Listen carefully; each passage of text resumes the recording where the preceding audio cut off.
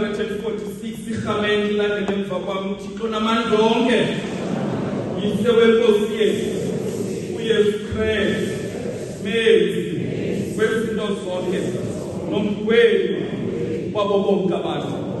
Siyazivuma siyazililela nokuzililela izono zethu eziningi esizenzileyo ngokukhohlakeleyo amaxesha ngamaxesha ngokucinga nangokuthetha nangemikhwa kubo ubungangamsha bobuthixo bakho. Sizivusele ingqubo yakho nomsindo wakho ofaneleyo.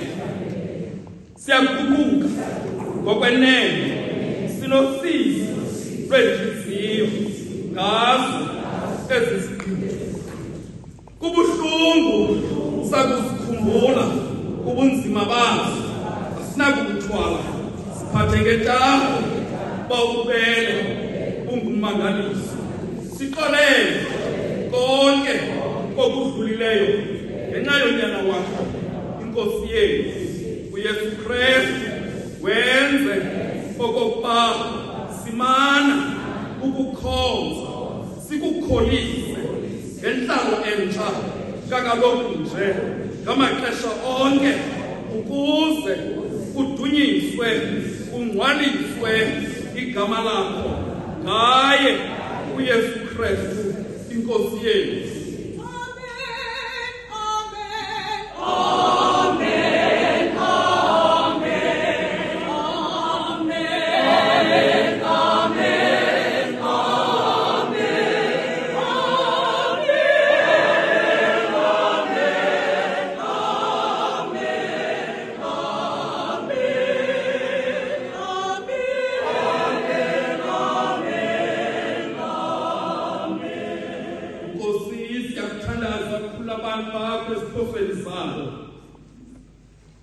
Sithi ngabubele bakho obukhulu sisindiswe ezintanjeni zezo zono sizenzileyo ngobuthathaka bethu.